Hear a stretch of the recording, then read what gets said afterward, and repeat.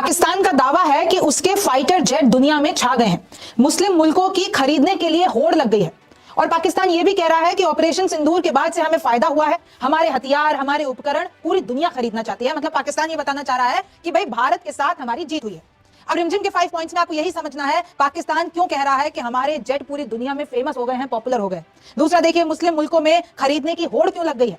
तीसरा है, पाकिस्तान क्यों बोल रहा है कि ऑपरेशन सिंदूर के बाद हमारा फायदा हुआ है। चौथा है, कितने खतरनाक हैं JF-17 लड़ाकू विमान। और पांचवा देख लीजिए, आखिरकार ऑपरेशन सिंदूर में विमान गिरने की सच्चाई क्या है, ऑपरेशन सिंदूर की सच्चाई क्या है और पाकिस्तान के इन दावों में कितना दम है। सबसे पहले आप ये देखिए कि पाकिस्तान ने क्या बोला है। पाकिस्तान कह रहा है अब हमारे ऊपर इतना पैसा बरसने वाला है कि अब हमें IMF के फंड की भी जरूरत नहीं है। इंटरनेशनल मॉनेटरी फंड जो कि पाकिस्तान को पैसे देता है, फंड देता है, कर्जा देता है। तो पाकिस्तान कह रहा है हमें इस पैसे की क्यों कोई जरूरत नहीं। और क्यों जरूरत नहीं है? क्योंकि ऑपरेशन सिंदूर के बाद से हमारे फाइटर जेट की डिमांड बढ़ गई है। अब बड़ी खबर पाकिस्तान को लेकर सामने आ रही है कि क्या पाकिस्तान को IMF की जरूरत नहीं पड़ेगी, क्योंकि पाकिस्तान की तरफ से एक बड़ा दावा किया गया है। इस पूरे मामले के पीछे की क्या हकीकत है और पूरा मामला क्या है, देखिए इस रिपोर्ट में। दरअसल पाकिस्तान के रक्षा मंत्री ख्वाजा आसिफ ने अब एक बड़ा दावा किया है कि अगले 6 महीनों में पाकिस्तान को IMF से कर्ज लेने की जरूरत नहीं होगी।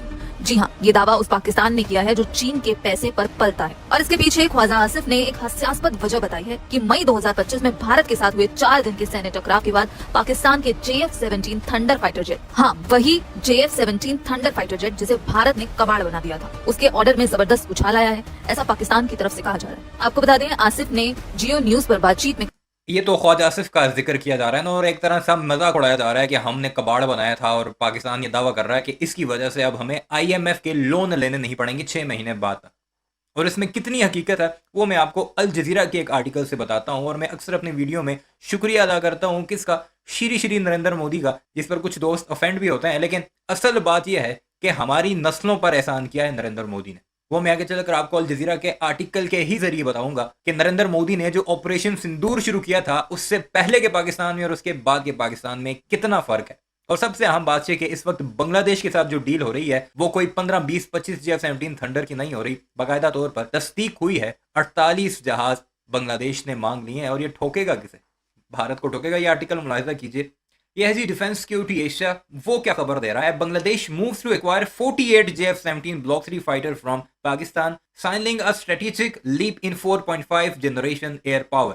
Advance negotiation for 48 JF-17 Block 3 multi role fighter underscore Bangladesh shift toward AESA equipped missile centric network enable air combat under forces goal 2030 यानी पाकिस्तान के साथ जो डील हो रही है वो 48 जहाजों की हो रही है, जिसका पहला बैच, और ये सारे के सारे JF-17 Block 3 हैं, इसका जो पहला बैच जाएगा वो 16 जहाजों का जाएगा। और बांग्लादेश ने पाकिस्तान को फास्टेस्ट डिलीवरी की रिक्वेस्ट भी की है। इसके अलावा सुपर मुशाक तैयारे भी हैं जो कि ट्रेनिंग पर्पस के लिए यूज होते हैं। बाकी रडार वगैरह ये चीज़ें सारी अलग हैं। तो ये है वो तकलीफ जो भारतीयों को इस वक्त पहुंच रही है कि पाकिस्तान क्यों इतनी बड़ी डील कर रहा है। और सिर्फ ये बांग्लादेश नहीं है, सऊदी अरब के साथ भी एग्रीमेंट हो चुका है। इसके अलावा लीबिया के साथ जो $4 बिलियन का एग्रीमेंट हुआ, कल ही एयर चीफ ने इराक का विजिट किया। और मोस्ट लाइकली आपको कुछ दिन तक ये खबर भी सामने आ जाएगी कि कितने जहाज हम JF-17 थंडर इराक को देने जा रहे हैं। ये दूसरा आर्टिकल देखिए। अब ये बांग्लादेश मिलिट्री फोर्स का पेज है, वो क्या लिखता है। Bangladesh air force in talks for 48 JF-17 Block 3 fighters in comprehensive deal with Pakistan. ये कोई पाकिस्तानी न्यूज आर्टिकल नहीं है, पाकिस्तानी वेबसाइट नहीं है, बांग्लादेश मिलिट्री फोर्सेस की ये वेबसाइट है जो कि इस बात की तस्दीक करती है कि पहले हम 16 का कह रहे थे, 32 का कह रहे थे, अब जो लेटेस्ट न्यूज है वो 48 JF-17 है। अब आते हैं जजीरा के आर्टिकल की तरफ। अल जजीरा लिखता है, why is Pakistan selling its JF-17 fighter jets to Bangladesh and others. क्यों बेच रहा है? अब एक लंबा चौड़ा आर्टिकल है, उसके अगर पैराग्राफ में हम जाएं तो वहां पर डिटेल लिखी गई है कि क्यों पाकिस्तान ये सब कुछ कर रहा है और कैसे कर रहा है। द PAF यानी Pakistan air force demonstrated superior performance against much more expensive western and Russian system. कब किया था ये? जो मैं आपको पहले कह रहा था ना, हमारी नस्लों पर नरेंद्र मोदी ने एहसान किया, ये वो लिखा हुआ है कि अपने से कई गुना महंगे रशियन और वेस्टर्न जो सिस्टम्स हैं उन पर पाकिस्तान ने फोकियत हासिल की। वो कौन से थे? वेस्टर्न कौन से थे? फ्रांस के राफेल। और रशियन कौन से थे? सकोई और S-400। ये अल जजीरा लिख रहा है। which has made these aircraft an attractive option for several air forces। Pakistan के उस डेमोन्स्ट्रेशन ने जो मई 2025 में हमने दी थी, उसने ये सारा काम किया है पाकिस्तान के लिए। The Indian Air Force has traditionally relied on French Mirage 2000 and Russian Su-30 jets, but in the 2025 fighting also used French Rafale jets। Pakistan, for its part, relied on its recently imported Chinese J-10C and the JF-17 Thunder, as well as the United States F-16 fighter Falcon jet, with 42 planes in the formation that took on 72 IAF planes. यानी पाकिस्तान के 42 तैयारों ने भारत के 72 तैयारों का मुकाबला किया। पाकिस्तान के पास Chinese और अपना जहाज था JF-17 और भारत के पास रशियन और फ्रेंच जहाज थे जिनको उनकी औकात दिखाई, और अब पाकिस्तान को ऑर्डर्स पर ऑर्डर्स आ रहे हैं।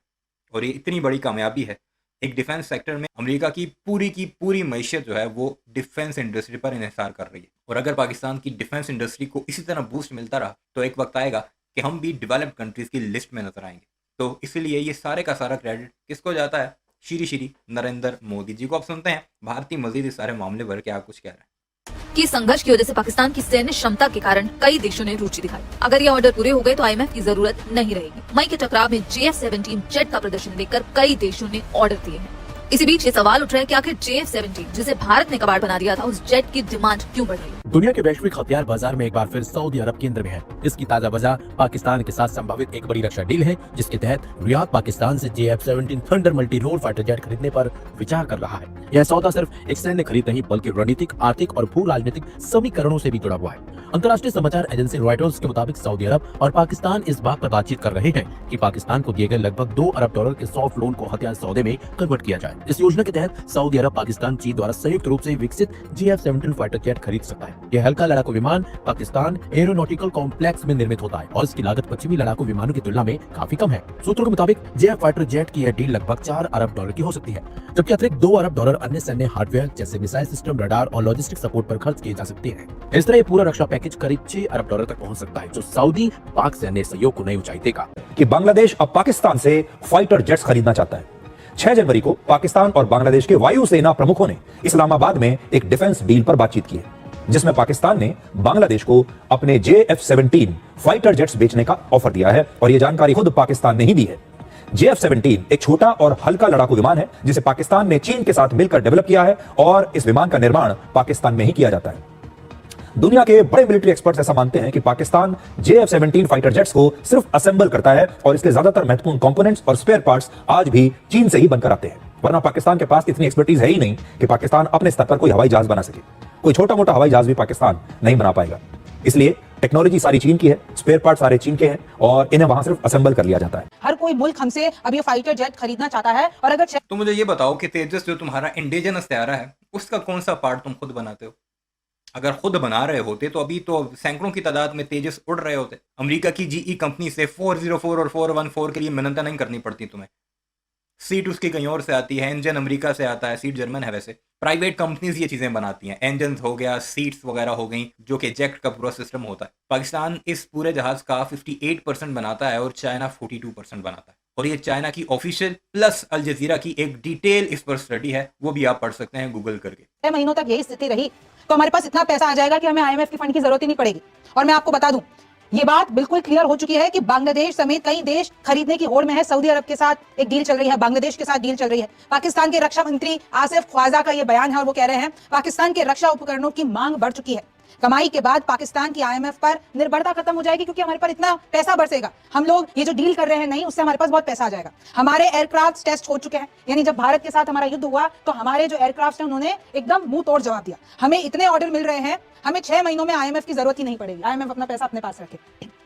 और मैं आपको बता देती हूं कि ऐसी खबरें भी आ रही है कि अभी हाल ही में पाकिस्तान और बांग्लादेश के बीच में JF-17 की डील हुई है, यानी कि पाकिस्तान बांग्लादेश को JF-17 थंडर फाइटर जेट दे रहा है। दोनों देशों के वायुसेना प्रमुखों के बीच इस्लामाबाद में बातचीत हुई है। आपको पता है कि इस वक्त बांग्लादेश और पाकिस्तान करीब आ रहे हैं, एक वक्त पे कट्टर दुश्मन अब करीब आ रहे हैं, क्योंकि आपको पता है बांग्लादेश से शेख हसीना का राज खत्म हुआ, अभी यूनुस का राज है। तो अब ये जो दोनों है, पाकिस्तान बांग्लादेश, इनका कहीं ना कहीं एंटी इंडिया एजेंडा साथ में आ रहा है, और ये दोनों एक साथ आ रहे हैं। बांग्लादेश को ट्रेनर विमान भी देगा पाकिस्तान और चीन की ओर से संयुक्त रूप से विकसित JF-17 थंडर एक सस्ता मल्टी रोल फाइटर जेट है। ये पश्चिमी सप्लाई चेन से अलग ट्रेनिंग और मेंटेनेंस की सुविधा देता है। और आसिफ के मुताबिक मई के टकराव में इस जेट का प्रदर्शन देखकर कई देशों ने ऑर्डर दिए।